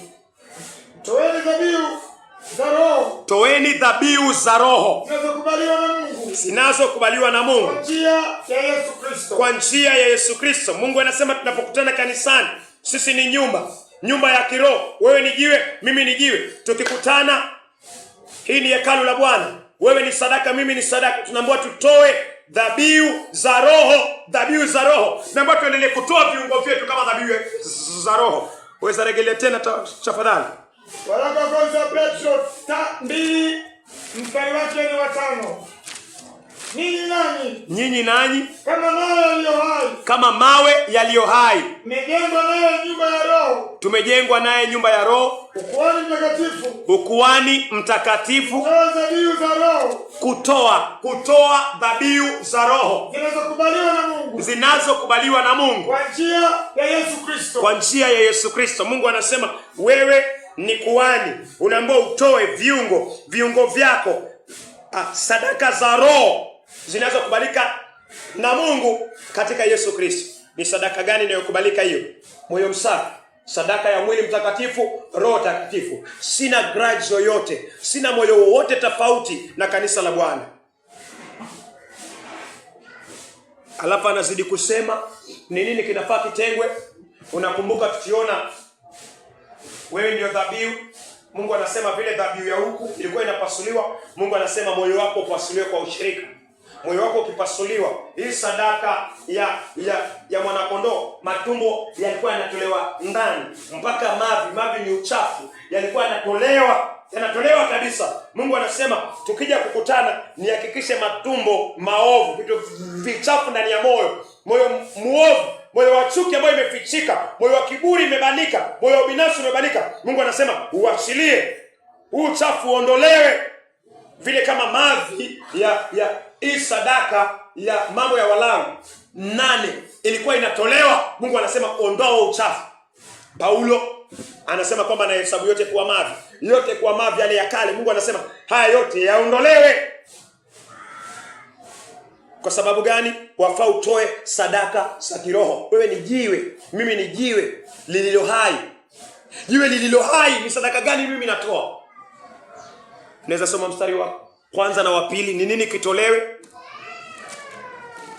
Waraka wa kwanza wa Petro 2 mstari wa kwanza. Waraka wa kwanza wa Petro 2 mstari wa kwanza. Basi wekeni mbali uovu wenu wote. Wekeni mbali. Tumeambiwa mstari wa 5 sisi ni dhabihu ya kiroho. Tutoe dhabihu za kiroho. So ni nini iondolewe? Wekeni mbali. Waraka wa kwanza wa Petro 2 mstari wa kwanza. Basi wekeni mbali uovu wenu wote. Wekeni mbali uovu wenu wote. Na ila yote. Na ila yote. Na unafiki. Unafiki. Na usuda. Usuda ni wivu. Na masingizio yote. Na masingizio yote. Tu. Kama watoto wachanga. Waliozaliwa sasa. Yatamanini maziwa ya akili. Yatamanini maziwa ya kiroho. Yasiyogoshiwa. Ila kwa hayo mpate kuukulia uokovu. Ya hivyo ndo Mungu anasema. Mungu anasema wekeni mbali. Kwa hiyo wekeni mbali nanyi uovu wote na udanganyifu wote na unafiki. Mungu anasema unafiki, uwivu na masingizio ya kila namna. Mstari wa 5, Mungu anasema nyinyi nanyi kama mawe yaliyo hai mmejengwa kuwa nyumba ya roho. Nyumba ya roho, mpate kuwa ukuhani mtakatifu, mkitoa dhabihu za kiroho zinazokubalika na Mungu kwa njia ya Yesu Kristo. Mungu anasema kuna vitu vinafaa vitengwe. Vitu vinafaa vitengwe. Nikija katika ushirika, Mungu anasema nitoe dhabihu za kiroho na kuna vitu vinafaa vitengwe. Ni vitu gani vinatengwa? Mungu anasema wivu utengwe. Vile hii sadaka ilikuwa inatolewa matumbo, kichwa kinatengwa, kinateketezwa. Vitu vilikuwa vinatengwa, maini yanatolewa kutoka kwa moyo. Zile siri ambazo ziko kwa moyo wa mwanadamu zinafaa zitolewe kupitia kukiri na kuzitubu na kuomba. Zitolewe, zianikwe hivi ili upate kutoa dhabihu za kiroho. Lakini kama hizi ziko ndani, hawezi kutoa dhabihu za kiroho. Ili sadaka iteketezwe na Mungu aikubali, kuna vitu vilikuwa lazima vitolewe katika hii sadaka ya kondoo. Hivyo ndio Mungu anasema katika Agano Jipya pia. So tukiwa katika kanisa, tukiwa katika ushirika, kusiwe na uovu, kusiwe na udanganyifu, kusiwe na unafiki. Unafiki uko mwingi sana makanisani. Kusiwe na unafiki, kusiwe na wivu, kusiwe na masingizio na mengine kama haya, lakini kuwe na ukweli na weupe wa moyo. Hiyo ndio Mungu anasema. So pia tukiangalia Wakolosai 3 mstari wa 5, Mungu anazidi kuongea kile ambacho kinafaa kitolewe. Kuna vitu ambavyo vinazuia uwepo wa Mungu katika makanisa. Wakolosai 3 mstari wa 5, vinafaa vitolewe, vinafaa viuawe. Wakolosai 3 mstari wa 5. Basi vivisheni viungo vyenu. Basi vilivyo katika nchi. Yes. Washerati. Uweni washerati. Uchafu. Tamaa mbaya. Mawazo mabaya. Ya kutamani. Ndiyo ibada ya sanamu. Acha nisomee yangu asante. Wakolosai 3 mstari wa 5. Kwa hiyo uweni kabisa. Uweni kabisa chochote kilicho ndani yenu cha asili ya kidunia, yani uasherati. Inafaa uliwe kabisa katika kanisa. Inafaa uliwe kabisa katika kusanyiko la watakatifu. Hakufai kuwe na uasherati. Uasherati sana sana, kabla utende kwa mwili, kitendo huwa kinaanza kwa moyo. So kikianza tu kwa moyo, usingoje. Lete mbele za Bwana. Kuko na kijana alianguka kwa uasherati mkubwa sana, uzinzi mkubwa katika kanisa la Wakorintho. Wakorintho wa kwanza 5 mstari wa kwanza ukishuka, alikuwa na hii kwanza, mke wa babake alikuwa akimwona na mtamani, akimwona na mtamani, akimwona na mtamani, akimwona na mtamani. Hii tamaa ikaendelea kujengwa, ikaendelea, hii tamaa ikaja ikazaa. Hivyo ndio Yakobo anasema, Yakobo 1:13 ukishuka, hii tamaa inaenda kuzaa. Hakuja kwa kanisa, hakuja kwa Paulo akasema kweli niko na hili jaribu, niko na tamaa ambayo inanipeleka vibaya. huyu mke wa babangu na hii sinajaribiwa kwa hii hali, akiri waombe kama hajaoa angaliwe mke pale. Lakini niko sawa, mimi sina shida, niko sawa, mimi niko na nguvu ndani ya Kristo. Lakini kumbe kuna vita vinaendelea vya tamaa. Mwisho siku anamwangalia, mwisho siku analala naye, anapendezwa na lile tokeo shetani analifanya liwe tamu la kufurahisha, anapendezwa, anamwambia si uje sasa nikuone. Yule anamwacha babake, anakuja anaishi na huyu mtoto wa yule baba. Na kanisa la Wakorintho linajua na linanyamaza. Paulo anakasirika, anasema nyinyi mna kiburi, nyinyi mna majivuno. Huyu mtu aikwe kando, mwili wake upatiwe shetani, nafsi yake iokolewe. Aikwe kando, apigwe na shetani, akiri maovu yake, aone uovu wake, atubu, aregeshwe, akubaliwe, ili Yesu akija awe ashapata toba na anaishi kwa imani. So unaweza kuona kabla hujaanguka kwa usherati wako kuna vita. Ukiwa katika kanisa hujaolewa, kuna vita vitaendelea kwa moyo wako. Usiseme uko sawa na uko sawa. Ukisikia kuna vita vinaendelea, lete wazi. Wapendwa, niombeni kwa hili swala la ndoa. Utaombewa. Si lazima useme kwamba nini kinaendelea, lakini wapendwa wataelewa. Sema niko na vita vya kimwili kuhusiana na swala la ndoa. Watakuombea. Na ukisema hivyo, huo uovu umeukiri, litaondolewa hilo liovu. Pengine ilikuwa uanguke, lakini kwa sababu umesema mbele za Mungu, Mungu ameona moyo wako. Mungu amesema dhambi ukiikiri, anaiondoa na anakusafisha, unasafishwa kwa uovu. Unashinda ile hali. Ya pengine pia haujaoa. Uko katika kanisa, ni kijana. Unaambia huyu yuko sawa tu, niko sawa. Niko sawa, kumbe uko kwa siri, uko chuma cha siri unaangalia pornografia, ukijitosheleza katika masturbation. Mungu anasema uchafu huu. Ama unakuwa unaangalia kwa macho, unaangalia unatamani na unanyamaza, unaangalia unatamani na unanyamaza, unakuwa unajitosheleza, unafanya uzinzi ama usherati katika moyo. Mungu anasema huo ni uchafu. Ukija kwa kanisa unaonekana msafi, lakini ni mchafu. Nguvu za Mungu haziende. Kunakuwa na shida katika kanisa, kunakuwa na uzito katika kanisa, kwa sababu Yona yuko kwa merikabu ambao hafai kuwa. Unakuta kuna uovu kwa moyo ambao hufai kuwa katika kanisa la Bwana. Kanisa la Bwana linakuwa linatandikwa, linakosa uwepo wa Mungu, kwa sababu kuna uovu ndani ya mioyo ya watakatifu. So nisiwe Yona kwa merikabu, nisiwe Yona, nihakikisha uyona umeondolewa. So hivyo ndo Mungu anasema mstari wa 6, Wakolosai 3:6. Wakolosai 3:6.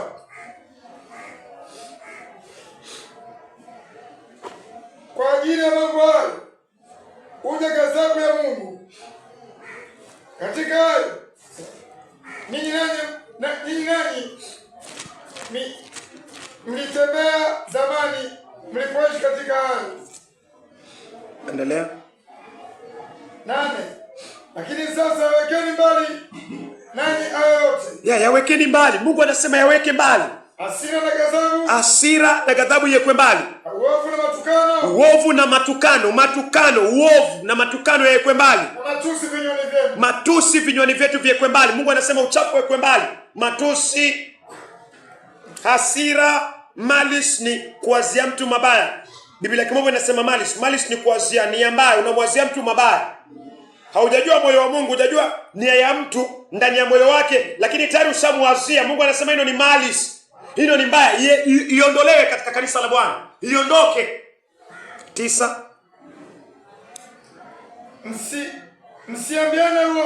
Msiambiane uongo. Saa zingine naja, hauji, nitafanya, sifanyi. Katika kanisa la Bwana inakuwa uongo. Kwa kuwa mumeuvua kabisa utu wa kale na matendo yake. Mungu anasema nimevuliwa utu wa kale. Nisirudi tena, usirudie matapiko katika kanisa la Bwana. Usiendelee kwa katika ushirika ambao moyo wako bado hauko sawa na bado unaendelea haupati toba. Mungu hataki akufukuze kwa ushirika. Mungu anataka kuweke kwa ushirika, kwa sababu kwa ushirika ndio mahali Mungu anamimina baraka zake. Lakini Mungu ana masharti katika ushirika. Anasema watu wawe wasafi, dhabihu zitolewe kwake ziwe takatifu, moyo mweupe ambao hauna chukizo. Vile hii sadaka ilikuwa inatolewa, vitu vya ndani vinatolewa kwa madhabahu, alafu inateketezwa. Mungu anasema mioyo, uchafu utolewe. Mungu anasema moyo ni kitu ambacho kinaficha. Yafaa ujue moyo wako unaficha, moyo wangu unaficha. Yeremia 17 Mungu anaongea kuhusiana na moyo. Moyo unaficha. So nisikubali kuishi na moyo wangu. Usikubali kuishi na moyo wako. Utaficha, utakudanganya. Kuna njia utaona iko sawa kwa macho yako, kwa sababu moyo unakudanganya na moyo unanidanganya. Alafu nitakuwa na nyamaza.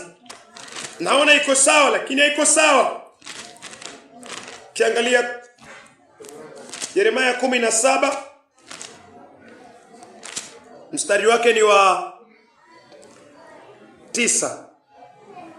Yeremia 17 mstari wa 9.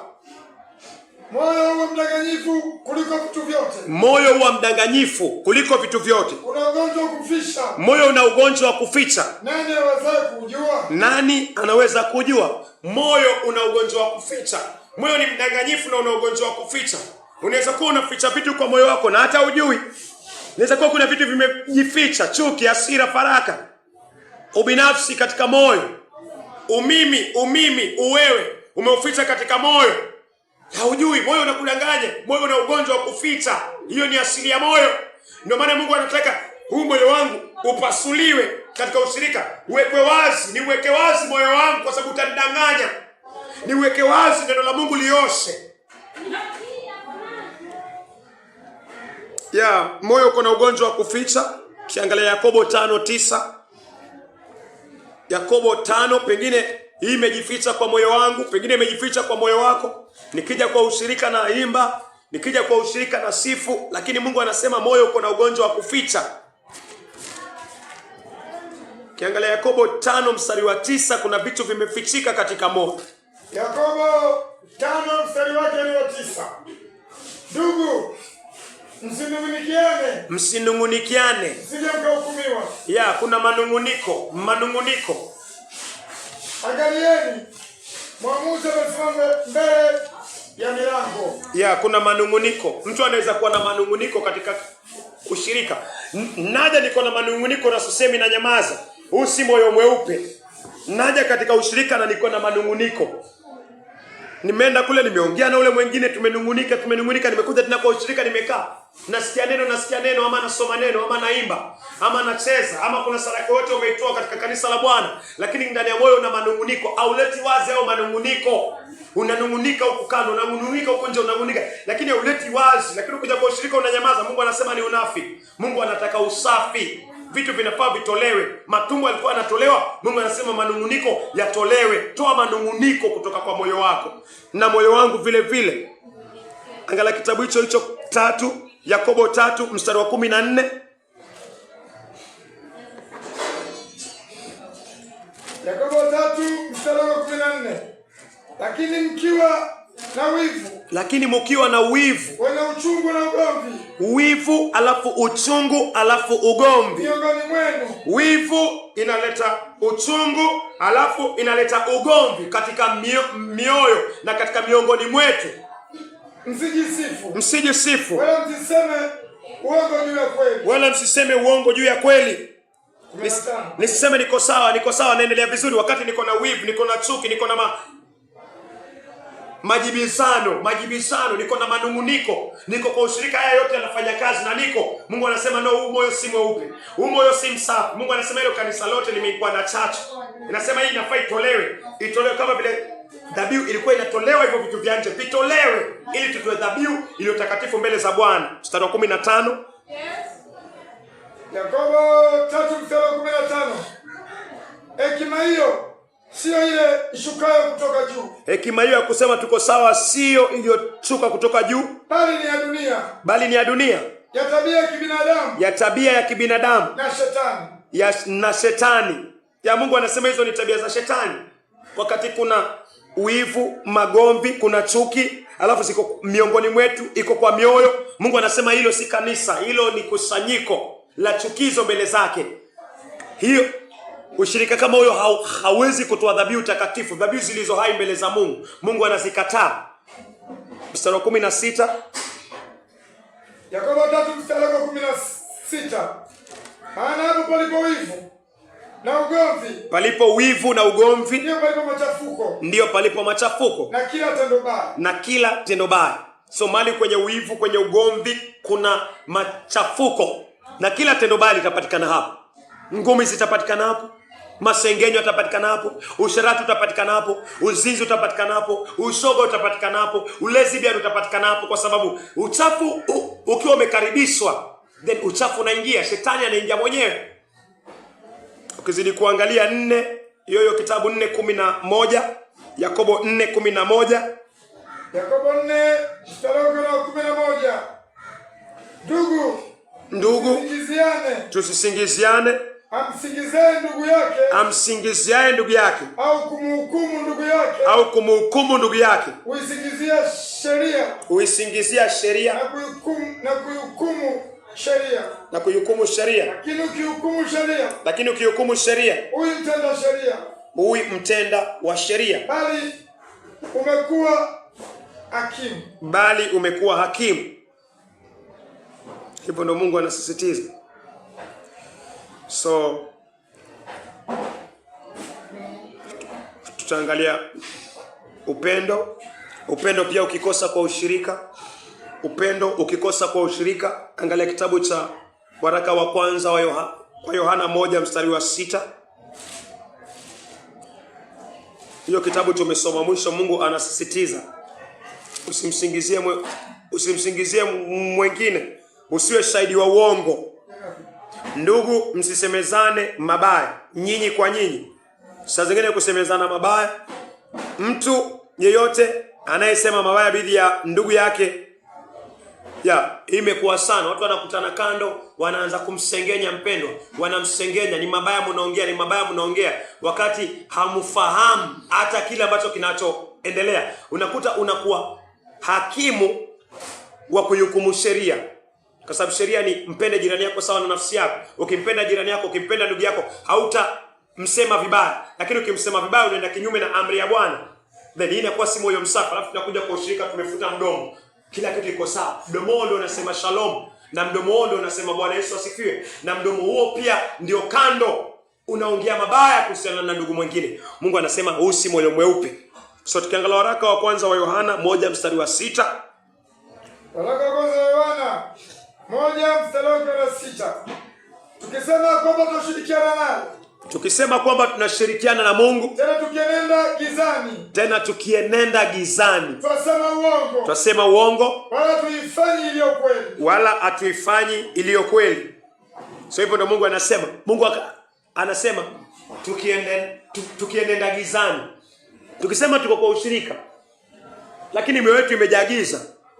Nikisema niko na ushirika na Mungu, lakini simpendi ndugu yangu, hii giza inaongelewa vipi?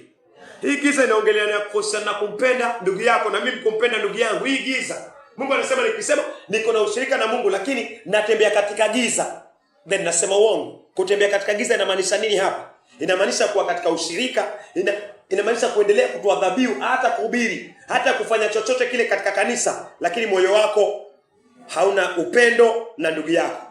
Angalia kitabu hicho waraka wa kwanza wa Yohana 2:11. Upendo. Waraka wa kwanza wa Yohana 2 mstari wake ni wa 11. Bali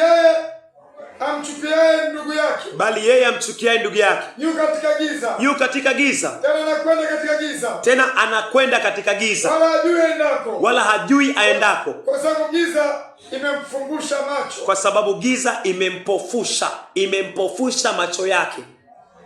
Rejelea tena waraka wa kwanza wa Yohana 1:6, alafu usifunge hapa. Unaweza kusoma mstari wake ni wa 6. Unaweza kusoma. Tukisema kwamba tunashirikiana naye,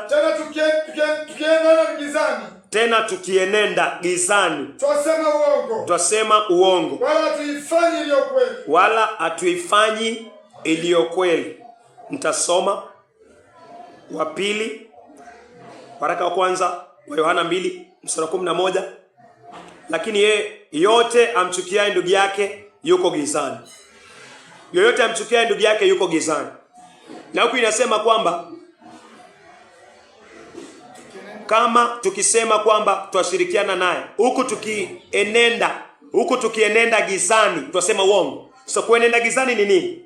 Ukiangalia 2 2 mstari wa 11, lakini yeyote amchukiaye ndugu yake yuko gizani na anayenenda gizani, wala hajui anakokwenda, kwa sababu giza limempofusha macho yake.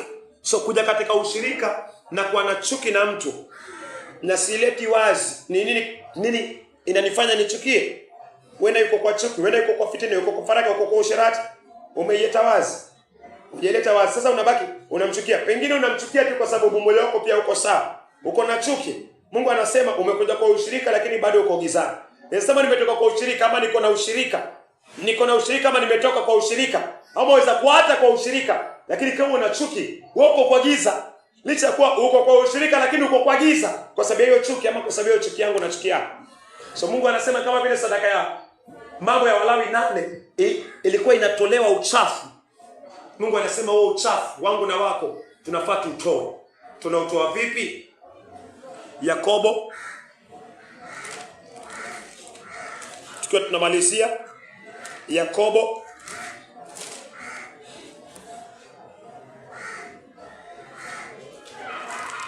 Yakobo 5 mstari wake ni wa 16. Yakobo 5 mstari wake ni wa 16.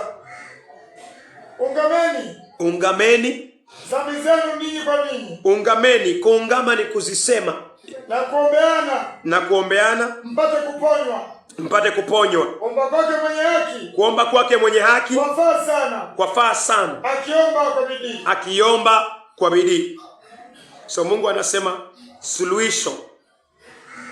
suluhisho ya kuondoka katika haya yote. Umeokoka, uko na chuki, umekuwa kutembea kwa giza, umekuwa ukija ushirika, umekuwa ukitoa dhabihu ambao ni ya mwili wako lakini umeitoa ambao haiko hai, dhabihu ambao haiko takatifu, dhabihu ambayo iko na mawa. Mungu anasema hii si ibada aliyokupatia. Mungu anasema hii si ibada aliyonipatia. Niko na masingizio, niko na manunguniko kwa moyo, sialeti wazi. Mungu anasema hilo ni giza. Niko kwa ushirika, sina upendo. Niko kwa ushirika, nasema mimi niko kwa ushirika lakini sipatikani physically, sipatikani katika ushirika, sipatikani katika mandugu, sipatikani katika kusanyiko hilo. Mungu anasema hapana, hauko sawa. Mungu anasema nyenyekea. Mungu ananiambia ninyenyekee, sifanani. Mungu anasema siko na moyo mweupe, siko na a sincere heart katika kusanyiko, katika congregation.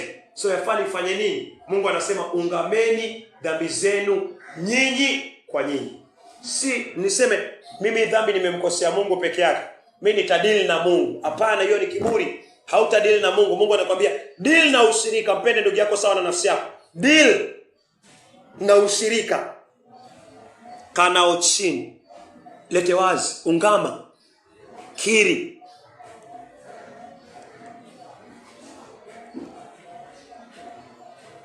Rejelea tena Yakobo 5 mstari wake ni wa 16. Ungameneni dhambi zenu nyinyi kwa nyinyi. Ungamaneni dhambi zenu nyinyi kwa nyinyi. Kirini dhambi zenu nyinyi kwa nyinyi. Ni kukaa chini na kumwangalia mpendwa, kumwambia mpendwa, na kuombeana. Mpate kuponywa kutoka kuomba kwake mwenye haki kwafaa sana. So ni kukaa akiomba kwa bidii. Asante, samahani. Ni kukaa chini na mpendwa na kumwambia mpendwa, moyo wangu haujakuwa sawa na wewe, yani sijakupokea sawa. So naomba hili tuliweke kwa Bwana, alafu nigeuke kutoka kwa hilo wazo. Ni kukaa kusema mimi nikijiangalia nimekuwa na kiburi, mimi nikijiangalia nimekuwa siko kwa ushirika, lakini niko kwa ushirika mawazo lakini siko kiroho. Ni kukaa na kukiri mbele za Bwana. Alafu Mungu anasema mtakapokuwa mnaomba mtaponywa hilo jeraha. Alafu Mungu anasema kwamba mwenye yake akiomba, wao watakatifu, Mungu atasikia. Na Mungu anasema hiyo dhambi ataifuta. Kwa haraka wa kwanza Yohana 1 mstari wa 9. Anasema mkiziungama dhambi zenu, Mungu atazifuta. Mungu atazifuta, alafu atatusafisha kutoka kwa huo uovu. Atatusafisha. So nitakuwa katika ushirika sasa nikiwa na moyo msafi. Nitakuwa katika sasa madhabahu nikiwa natoa dhabihu ambao ni takatifu zinazompendeza Mungu. Ushirika utaoshwa, ushirika utatakaswa. Uwepo wa Mungu utakuwa pamoja na ushirika. Waraka wa kwanza wa Yohana. Waraka wa kwanza wa Yohana 1 mstari wake ni wa 9. Yeah. Tukiziungama dhambi zetu. Tukiziungama dhambi zetu. Yeye ni mwaminifu. Yeye ni mwaminifu. Na wa haki. Na wa haki. Atatuondolea dhambi zetu zote. Atatuondolea dhambi zetu zote. Na kutusafisha na udhalimu wote. Atatuondolea dhambi zetu zote na kutusafisha na uchafu wote. Na atatusafisha na uchafu wote. Inasema tukiziungama dhambi zetu, tukizisema dhambi zetu mbele za Mungu, zile ziko kwa moyo. Niko na huyu dada, nasikia moyo wangu ni kama waongozwa vibaya kwa huyu dada. Niko na huyu ndugu, moyo wangu unaongozwa vibaya, ni kama kuna uovu, kuna mawazo machafu ya kishetani yanaendelea. Nimeota ndoto hii ni kwa sababu moyo wangu umekuwa ukimfikiria huyu dada. Jamani, niombeeni. Jamani, hapa naona kuna hatari. Shetani ananivuta katika hili tendo la zinaa. Shetani anavuta kuharibu mwili wangu. Jamani, niombeeni. Mungu anifanyie haraka katika hili swala la ndoa.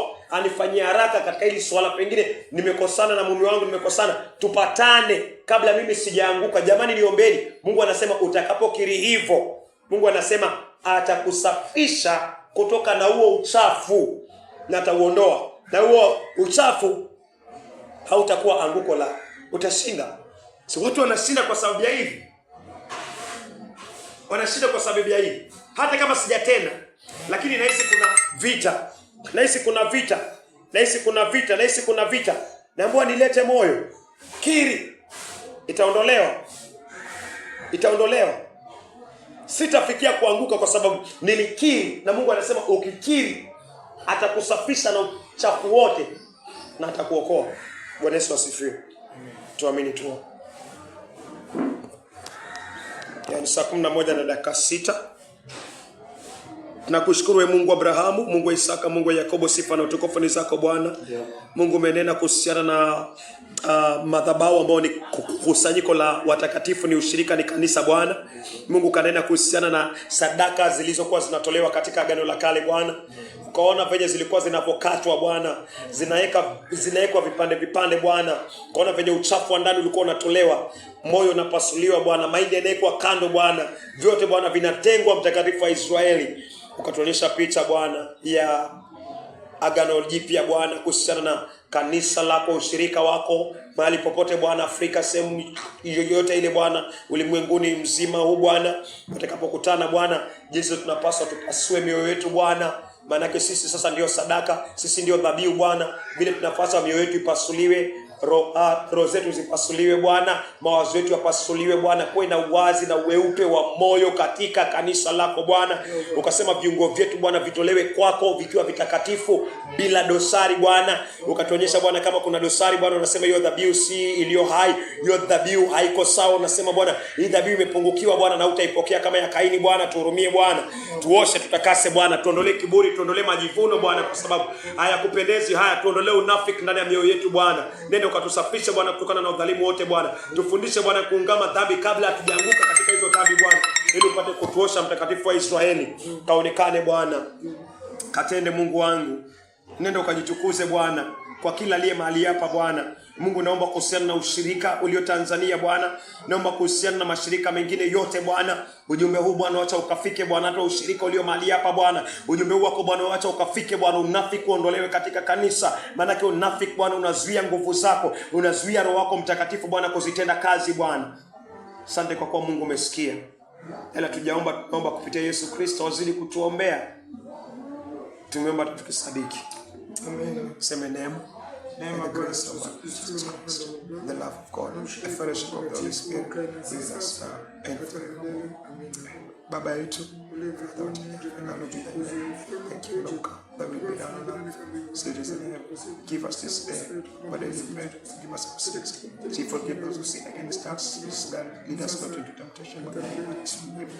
For thy is the kingdom, the power, and the glory forever.